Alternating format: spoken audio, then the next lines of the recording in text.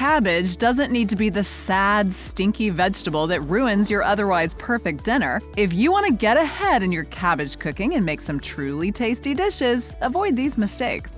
Cabbage has a mild flavor on its own, so it can take a lot of seasoning to kick it up a gear. If you haven't tried seasoning your cabbage with a relatively heavy hand, you're missing out. Of course, a simple combination of salt and pepper can enhance the natural taste of cabbage, but there are many more options. Experiment with a variety of herbs and spices to add depth and complexity to cabbage dishes. Common options include thyme, rosemary, oregano, dill, cumin, coriander, and caraway seeds. Add herbs and spices to sautéed, roasted, or stir-fried cabbage. Plus, sautéing or roasting cabbage with minced garlic and diced onion can infuse it with aromatic and savory flavors. You can also add a zing to your cabbage by grating the zest of citrus fruits, such as lemon, lime, or orange, over cooked or raw cabbage for a bright, refreshing burst of flavor. Adding a splash of vinegar provides acidity and balance to cabbage dishes, while cooking it in soy sauce brings umami-rich flavor to the front. There's also the option to add a kick of heat by incorporating hot sauce or red chili flakes, or a touch of sweetness from sugar or maple syrup can balance the flavors of cabbage,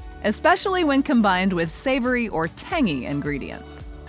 Have you noticed your coleslaw or other slaws turning limp or watery? Well, there's a simple step to fix this: salting your cabbage. This step improves the texture and flavor of the final dish. Cabbage contains a high amount of water, and salting helps draw out some of this moisture from the cabbage leaves. This step can prevent your slaw from becoming too watery or soggy once you add the dressing. Excess moisture can dilute the flavors and make the slaw less appealing. This process also helps improve the texture of your slaw. The cabbage becomes more crisp and vibrant, providing a satisfying crunch to the overall dish. Here's how to salt your cabbage. Start by shredding or chopping the cabbage into thin strips. Place the shredded cabbage in a colander or large bowl. Sprinkle a tablespoon or two of salt over the cabbage, tossing it to distribute the salt evenly. The salt will start to draw out moisture. Let the salted cabbage sit for about 1 to 2 hours. During this time, the moisture will collect in the colander or bowl. After the waiting period, squeeze the cabbage to further remove moisture, then use a clean kitchen towel or paper towel to gently pat the cabbage dry. It's important to remove as much moisture as possible. Then use it as normal in your slaw and see the difference. What does the cabbage merchant use to fix his cabbages? A cabbage patch! If you only ever cook with one type of cabbage, it's a mistake not to expand your horizons. Each type of cabbage has its own unique characteristics and best uses. Green cabbage is the most common type of cabbage and is often used for making coleslaw, stir-fries, soups, stews, and sauerkraut. Its sturdy leaves make it suitable for both raw and cooked dishes. Red cabbage has a deep purple-red color and a slightly sweeter and more robust flavor. It's often used in salads, slaws, and pickled dishes. Then you have Savoy cabbage with its crinkled leaves that are more delicate than other types of cabbage. It has a mild, slightly sweet flavor. It's great for dishes like cabbage rolls and stuffed cabbage. Napa cabbage or Chinese cabbage has long, pale green leaves and a mild, slightly peppery taste. It's often used in Asian cuisines for dishes like kimchi, stir-fries, and soups. Its leaves are tender and can be used in both raw and cooked dishes. There's also pointed cabbage, which is also known as hispy cabbage. It has a pointed, conical shape and tender, sweet leaves. You can use it in salads, slaw, and stir-fries. So, next time you're at the grocery store, reach for another type of cabbage and try something new.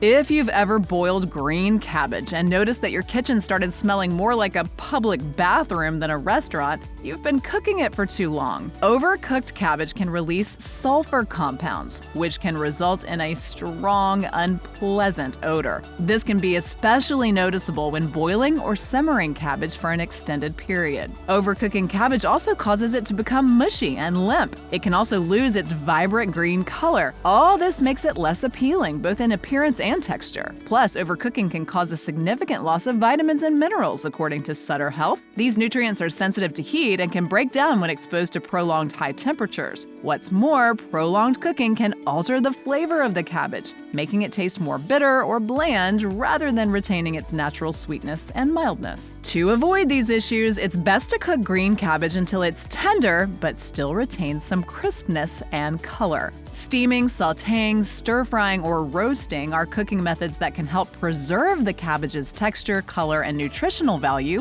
while enhancing its flavor. If you're using cabbage in dishes that require longer cooking times, such as soups or stews, consider adding it towards the end of the cooking process to prevent overcooking. Green cabbage is always a safe bet.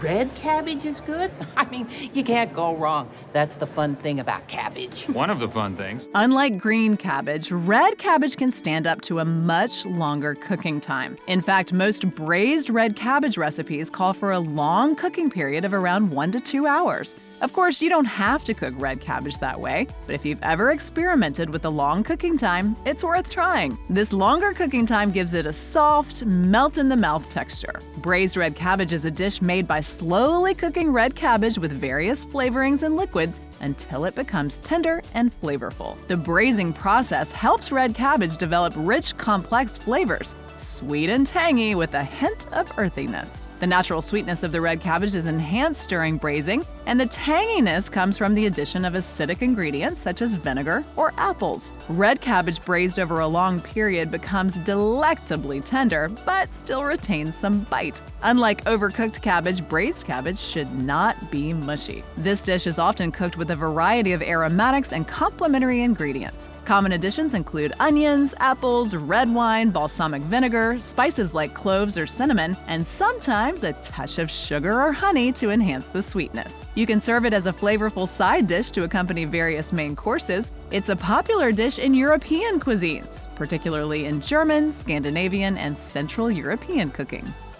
You might have bought red cabbage before, enticed by its vibrant purple-red hue, only to cook it and find it faded to an unappetizing blue color. It's extremely common for the color to leach out of red cabbage when it cooks, but you don't have to just accept this unsightly fate. Red cabbage contains pigments called anthocyanins, which are responsible for its vibrant red and purple colors. When red cabbage is exposed to heat, it affects these pigments, which is why it changes color. The simple fix is to add an acidic ingredient while you cook it, such as lemon juice or vinegar. The acidity helps stabilize the pigments and preserve the appealing red color of the cabbage during cooking. As an added bonus, these acidic ingredients bring something good to the flavor party. The natural sweetness of red cabbage is enhanced by the addition of acidic ingredients. The combination of sweet and tangy flavors creates a more balanced, complex taste profile in the final dish.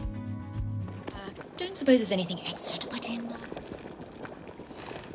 Oh, well, nothing goes better with cabbage than cabbage. If you think you don't like cabbage, chances are you've only had it boiled or steamed. It's easy to overcook cabbage using these methods, leaving it soggy, mushy, bitter, and smelly. However, there are many other ways to cook cabbage that shouldn't be overlooked. Probably the best ways to bring out the natural sweetness of this tasty vegetable are by sautéing, roasting, or grilling it. Roasting cabbage can bring out its natural sweetness and create crispy edges. Cut the cabbage into wedges or thick slices, drizzle with olive oil, season with salt and pepper, and roast in the oven until tender and slightly caramelized. Sautéing cabbage in a pan with some oil or butter and your choice of aromatics results in a flavorful, slightly crispy cabbage. This method works well with both shredded and thinly sliced cabbage. You can also grill cabbage, which imparts a smoky flavor and appealing char. Cut the cabbage into thick slices or wedges, brush with oil and seasonings, and grill until grill marks form and the cabbage is tender.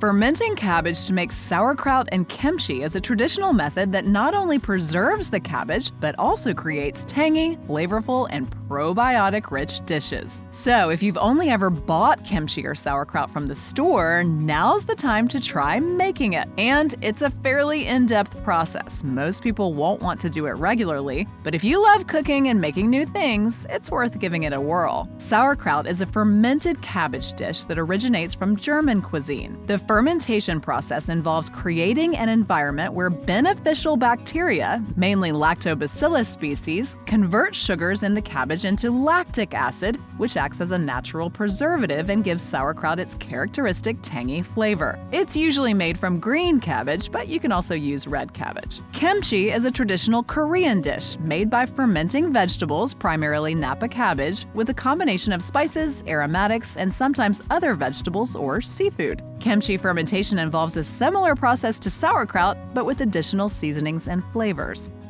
While there are some excellent, delicious ways to cook cabbage, it's also a total mistake to overlook raw cabbage. When it comes to raw cabbage, slaw is the obvious choice. You have coleslaw, which is mixed with a creamy, mayo-based dressing, but there are other types of slaws too, often with lighter, zingier dressings, such as a sweet, tangy blend of lime juice and maple syrup. There are other options for raw cabbage too.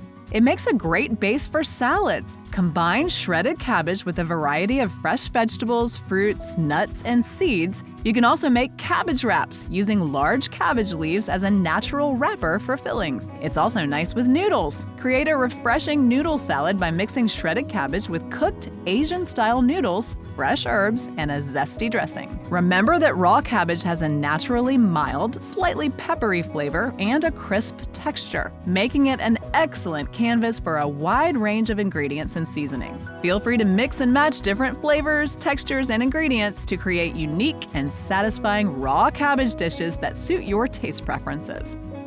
Have you found yourself with some leftover cooked cabbage? You might put it in your fridge with the best intentions of using it up, but so often it ends up going to waste. Instead, you should embrace the wonders of Bubble and Squeak. If you've never heard of it, you're in for a treat.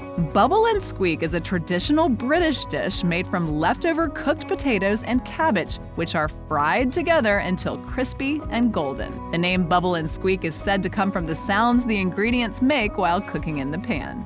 I'm stumped. I have no idea what that is. What is it? Bubble and squeak. Bubble and Squeak? Well, this is a fancy Bubble and Squeak. To make Bubble and Squeak, you'll need both leftover cooked cabbage and leftover cooked potatoes. Simply mash the two together with some salt and pepper as needed, form into patties, and fry them in a pan until each side is golden. Once you know how to make it, you'll never again have any cooked cabbage go to waste. But of course, there are other ways to use up leftover cabbage. You can also add cooked cabbage to stir fries along with other vegetables, protein, and your favorite stir fry sauce. Serve over rice or noodles. Or you could incorporate cooked cabbage into fried rice for extra texture and flavor, or toss cooked cabbage into soups and stews to add extra bulk and nutrients. Just make sure to add it toward the end of cooking so it doesn't go soggy. Cabbage keeps for a long time when stored properly. So if you find yourself wasting cabbage because it goes bad in the fridge, you're probably storing it wrong. So how exactly do you store it? If you have a whole head of cabbage, it can be stored in the refrigerator. Place the cabbage in a plastic bag or wrap it in plastic wrap to help prevent moisture loss. Store it in the vegetable crisper drawer, which is typically the most humid part of the refrigerator. Avoid washing it before storing it. It will stay fresh for up to 2 months. If you've already cut into the cabbage, wrap the remaining portion tightly in plastic wrap or place it in an airtight container. Again, store it in the vegetable crisper drawer of the refrigerator. It should last for at least 3 days stored in this way, but it often lasts longer, especially if you have a large chunk of cabbage left over. You can also consider freezing cabbage that you won't be able to eat before it goes bad. While fresh cabbage doesn't freeze well due to its high water content, you can blanch and freeze cabbage for use in cooked dishes like soups, stews, and stir fries. To freeze cabbage, blanch shredded or chopped cabbage in boiling water for a couple of minutes, then quickly cool it in an ice water bath. Drain well, pat dry, and pack into airtight freezer bags or containers.